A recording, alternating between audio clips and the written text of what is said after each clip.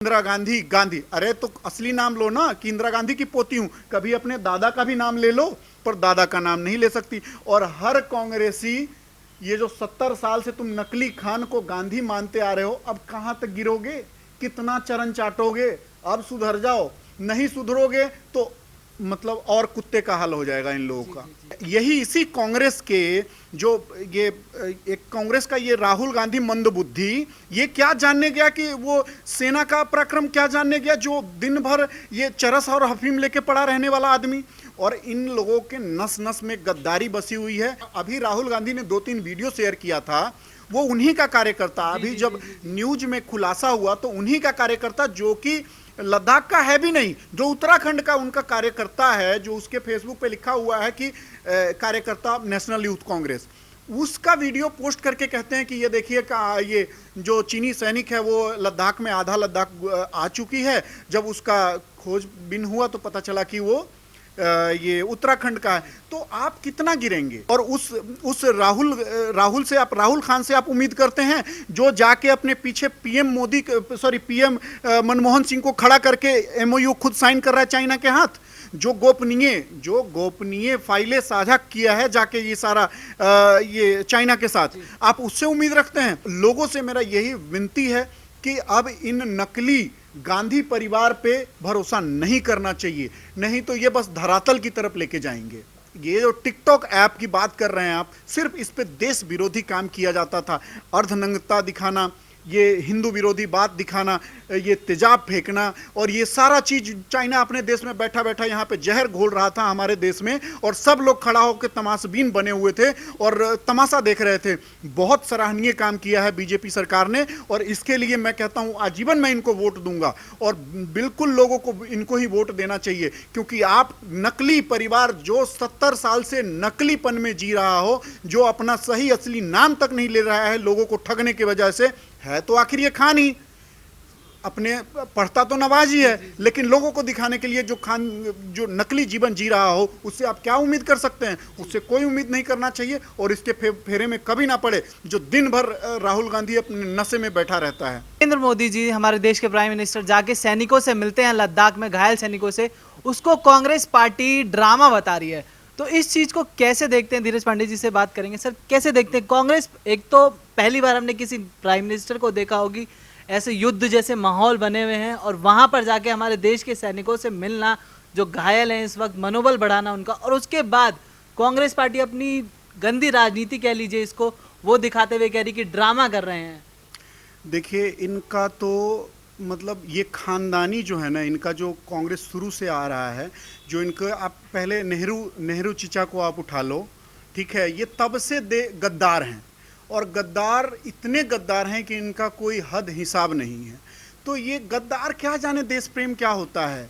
और गद्दार, मैं आपको गारंटी दे रहा हूं, कांग्रेस के तो नेता छोड़ो, जो चमचे हैं ना, जो उनके सपोर्टर हैं, जो कांग्रेस के सपोर्टर हैं, मैं उनको कहना चाहता हूं कि चमचो संभल जाओ। जो देश का नहीं वो तुम्हारा क्या खाक होगा?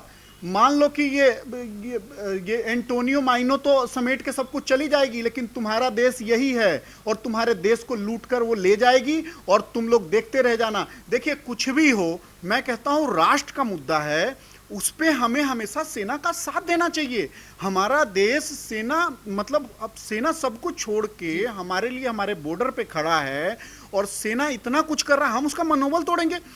यही इसी कांग्रेस के जो ये एक कांग्रेस का ये राहुल गांधी मंदबुद्धि, ये क्या जानने गया कि वो सेना का पराक्रम क्या जानने गया, जो दिन भर ये चरस और अफीम लेके पड़ा रहने वाला आदमी। और इन लोगों के नस नस में गद्दारी बसी हुई है। पहले नेहरू ने आधा कब्जा करवा दिया, उधर वो जो वैली पे आधा कब्जा नेहरू ने करवा दिया, इधर पाकिस्तान को दे दिया। मतलब ये लगा लीजिए, इन लोगों ने खानदानी गद्दार हैं, जिनको देश प्रेम से और अपने राष्ट्र सम्मान से कोई मतलब नहीं है। देखिए, मैं कहता हूं मोदी जी ने जो भी किया है बहुत मतलब हम लोग तो उनके, मोदी जी का इतना दिल से वो हो रहा है कि काश भगवान करे दूसरा भी कोई ऐसा पीएम हो जिस पे हमारा सिर ऊंचा हो। मुझे नहीं पता कि आने वाला भाजपा में भी कोई ऐसा दोबारा पीएम होगा जो ऐसा साहस भरा काम कर सकता है, लेकिन मोदी जी ऐसा है जो हमें एक एक वोट का इतना खुशी हो रहा है ना देने का, कि हाँ हमारा एक नेता है मोदी जैसा शेर जो पूरे विश्व में डंका बजा के रखा हुआ है। एक वो टाइम था जो 2013 से पहले का, जब हमारे ये जो बहुत बड़े अर्थशास्त्री मनमोहन जी जो पीएम थे, वो बुलेट प्रूफ शीशा में खड़ा होकर के भाषण देते थे। आज हमारा एक शेर है जो जहां पे 10 दिन पहले लड़ाई हुई है वहां पे बिना किसी सुरक्षा के वो पहुंच जाते हैं और अपने सैनिकों का मनोबल बढ़ाते हैं। तो देखिए, सैनिकों का मनोबल वही बढ़ाएगा जिसको राष्ट्र प्रेम हो, जिसके अंदर देश प्रेम हो। ये कांग्रेसी कभी नहीं समझेंगे और इनके चाहने वाले चमचे कभी नहीं समझेंगे कि देश प्रेम क्या होता है। देखिए, मैं कांग्रेस के चाहने वालों से एक ही बात कहना चाहता हूं कि देखो, अगर आप कांग्रेस को सपोर्ट कर रहे हो ना, आप जान लो कि अपने लिए गड्ढा आप खुद खोद रहे हो। क्योंकि देखो, हर मैटर पे आप अपोजिशन में रहो, हर मैटर पे चिल्लाओ, ठीक है, सबका, लेकिन आप सेना का विरोध कर रहे हो। यार, सेना का विरोध हम कर रहे हैं जो हमारे लिए सब कुछ त्याग करके, अपना परिवार, अपना बच्चा, अपना हर चीज त्याग करके वो हमारे बॉर्डर पे लड़ रहे हैं, हमारे लिए दिन रात लड़ रहे हैं। कई सेना घायल हो जाते हैं, अपने परिवार से नहीं मिल पाते हैं। अभी कई न्यूज आपने देखा होगा कि सेना मर गया, जिसका शादी ठीक हुआ था वो मर गया, जिसका शादी हो चुका है, 2 दिन पहले शादी हुआ वो गया, वो मर गया। तो क्या हम उनके ऊपर, शौर्य के ऊपर, वो पराक्रम के ऊपर सवाल उठाएंगे? और यही कांग्रेस, इसका हिस्ट्री उठा के देख लो। जब ये अर्थशास्त्री पीएम थे मनमोहन जी 2013 में जब चीनी घुसपैठ हुआ था, तो इन्होंने बोला था कि हमें चीनी घुसपैठ को तूल नहीं देना चाहिए। अरे मतलब इतना चप्पल चाटोगे? मनमोहन सिंह जी भी एक चप्पल चाटने वाले थे कांग्रेस के, और कुछ नहीं, उनके इशारे पे चलने वाला। जो आदमी, जो हमारा सेना, जो अभी बॉर्डर पे एलएसी पे चुमार पोस्ट पे 2013 में जब घुसपैठ हुआ था, ये आदमी ने अपने सेना को पीछे हटने का आदेश दे दिया था। तो भाई साहब, कांग्रेस के अंदर गद्दारी है, और इनका जो प्रधान है सोनिया गांधी और राहुल खान, ये दोनों, सोनिया खान और राहुल खान, ये दोनों जानते हैं कि इनका यहाँ इंडिया में कुछ नहीं है, ये सब कुछ समेट के और जाने वाले हैं। और हर कांग्रेसी से मैं कहूँगा, यार ठीक है, आप कब तक आंख मूंद के सपोर्ट करोगे? क्या आप यही चाहते हो कि आपके सेना को कोई गाली देता रहे, कोई आपके सेना का मनोबल तोड़े? ठीक है, याद रखिएगा, आज आपका बॉर्डर का सीमा में कोई घुस रहा है, कल आपके घर में घुस के बैठ जाएगा और आप देखते रह जाओगे। सर, जैसा कि इस वक्त जो माहौल चल रहा है बॉर्डर पर चाइना को लेकर, इंडिया चाइना का जो चल रहा है, उस पर जितनी भी विपक्ष की पार्टियां, सबको साथ आके खड़े होना चाहिए। पर वहीं कांग्रेस पार्टी और राहुल गांधी कह रहे हैं कि बीजेपी सरकार और मोदी जी चाइना और लद्दाख पर सच नहीं बोल रहे हैं, झूठ बोल रहे हैं। तो जनता के सामने आके सच बोलें कि सच है क्या? एक्चुअली देखिए, उनका एक ही मतलब है कि हम किसी भी तरह से अपने देशवासियों का, अपने सेना का मनोबल तोड़े। तो ये लोग अपोज करते करते इतना गिर चुके हैं, ये लोग ये नहीं जान रहे हैं कि हम जिसका मनोबल को तोड़ रहे हैं। एक चीज बताइए, आप एक अपोजिशन लीडर हैं, अभी आपने 60 सालों तक राज किया है, लूटा है देश को। अरे ठीक है, आपने लूटा, लेकिन एक हद तक लूटा। अब लूटने के चक्कर में इतना गिर चुके हैं, कुर्सी के लिए इतने ललायत हो चुके हैं ये लोग, कि चाहते हैं कि हम कुछ भी बोल के, कुछ भी करके बस सरकार गिरा दे और हम बन जाए। तो पब्लिक अंधी नहीं है, हमें पता है कि अगर हमारे देश में, हमारे सरहद में कोई घुस रहा है तो हम उसका विरोध करेंगे और खुल के करेंगे। और बिल्कुल मोदी जी ने वहां पहुंच करके, मोदी जी ने सेना का सम्मान तो बढ़ाया ही है, साथ में पूरे देशवासी का सम्मान बढ़ाया है। हम लोग जैसा, मतलब अब ऐसा लग रहा है कि एक गर्व फील हो रहा है कि हम मोदी जी हैं, तब तक कोई कुछ नहीं कर सकता है। तो देखिए, कांग्रेसी कभी नहीं समझ पाएंगे, प्लस कांग्रेस को मानने वाले भी कभी नहीं समझ पाएंगे। आज भी है, देखिए, जो कांग्रेस को मानते हैं वो इस बात पे भी अपोज कर रहे हैं। अभी राहुल गांधी ने 2-3 वीडियो शेयर किया था, वो उन्हीं का कार्यकर्ता, अभी जब न्यूज में खुलासा हुआ तो उन्हीं का कार्यकर्ता, जो कि लद्दाख का है भी नहीं, जो उत्तराखंड का उनका कार्यकर्ता है, जो उसके फेसबुक पे लिखा हुआ है कि कार्यकर्ता नेशनल यूथ कांग्रेस, उसका वीडियो पोस्ट करके कहते हैं कि ये देखिए, ये जो चीनी सैनिक है वो लद्दाख में, आधा लद्दाख आ चुकी है। जब उसका खोजबीन हुआ तो पता चला कि वो ये उत्तराखंड का है। तो आप कितना गिरेंगे? आप एक वरिष्ठ नेता है अपने अपने मतलब अपने पार्टी का, तो आप देखिए वोट लेना है, ठीक है, कुर्सी भी आपको चाहिए, लेकिन आप कुर्सी के हद में इतना तो मत गिरिए ना कि हाँ अपने देशवासियों का ही मनोबल तोड़ रहे हैं। तो देखिए इनका खानदानी पेशा रहा है कि बस कुछ भी करके हम लूटे, और लूटेंगे कब? जब इनकी सरकार आएगी। और ये सरकार कब आएगी? जब ये किसी भी तरह से लोगों का मनोबल तोड़ के और किसी भी तरह से अपने आप को अच्छा दिखाएंगे और लोगों को बुरा दिखाएंगे। तो देखिए अब इन लोगों के पास पैसा तो बहुत है, लेकिन इनके माइंड में कुर्सी चाहिए, और कुर्सी आएगा तब ये लूटेंगे दोबारा देश को। तो उस चक्कर में ये अलूल जलूल बयान देते रहते हैं।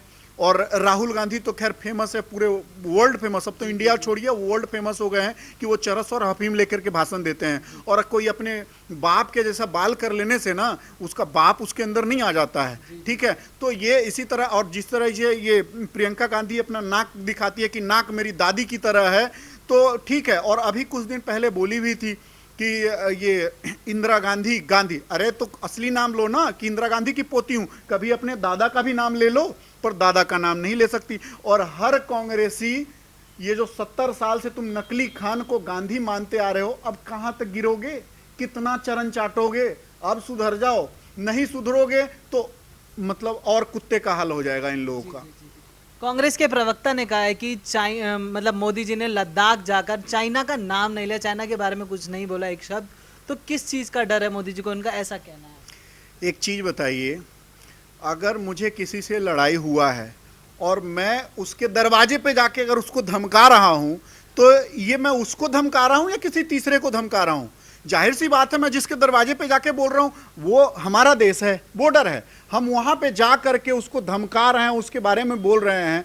देखिए ये कांग्रेस जो है अंधी है, उनको कुछ ये सब मतलब देश से रिलेटेड, देश से गर्वान्वित करने वाली भाषा उनको समझ नहीं आती है, लेकिन पब्लिक को समझ आ रही है, हमें समझ आ रही है, ये बहुत है। जो आदमी देखिए जो हमेशा से देश विरोधी बात किया हुआ है उनको कभी ये समझ नहीं आएगा। और किससे आप आशा करते हैं? उस गांधी से, उस खान से जो झूठा नाम लगा के 70 साल से घूम रहा है, और उस राहुल से आप, राहुल खान से आप उम्मीद करते हैं जो जाके अपने पीछे PM Modi, sorry PM Manmohan Singh को खड़ा करके एमओयू खुद साइन कर रहा है चाइना के हाथ, जो गोपनीय फाइलें साझा किया है जाके ये सारा ये चाइना के साथ, आप उससे उम्मीद रखते हैं? इन लोगों से उम्मीद रखना और ठीक उसी कांग्रेसियों की तरह है जो अपने पैरों पे कुल्हाड़ी मार रहा है। तो लोगों से मेरा यही विनती है कि अब इन नकली गांधी परिवार पे भरोसा नहीं करना चाहिए, नहीं तो ये बस धरातल की तरफ लेके जाएंगे। जी, कुछ लोग जो ऐप बैन हुए हैं, चाइनीज ऐप, उस पर रो रहे हैं इंडिया में ही, पर चाइना खुद इस बैन से रो रहा है कि बैन नहीं होना चाहिए था उनका। कुछ यहाँ पर जो लोग मौजूद हैं वो कह रहे हैं कि बैन से क्या होगा चाइना का, पर चाइना इस बैन से रो रहा है और कहा जा रहा है कि लगभग 15,000 करोड़ का नुकसान होगा सालाना चाइना को। 15,000 नहीं, 43,000 करोड़।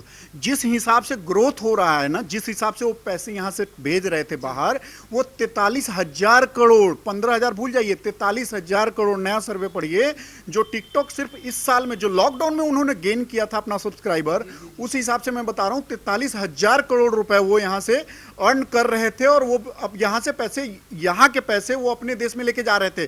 तो जब तक सेना पे बात थी वो अड़े थे, अब जब उनका कमाई खत्म हो गया, ये भौंक रहे हैं हमारे पैसे हमसे कमा के। देखिए अगर हम किसी देश का सामान यूज कर रहे हैं तो ऐसा नहीं कि हम सामान ही यूज कर रहे हैं, हमारे पैसे पे वो जिंदा हैं। ऐसा नहीं है कि हम उनके सामान पे जिंदा है, हमारे पैसे पे वो जिंदा है, और हमारे पैसे पे जिंदा है तो हमारे हिसाब से चले, हम उनके हिसाब से नहीं चलेंगे। हम उनका सामान यूज करते हैं, इसका मतलब ये नहीं कि वो कुछ भी बोले हम बर्दाश्त करते रहेंगे, लेकिन वामपंथी और लिबरल जो है वो तो ताली पीटेंगे ही।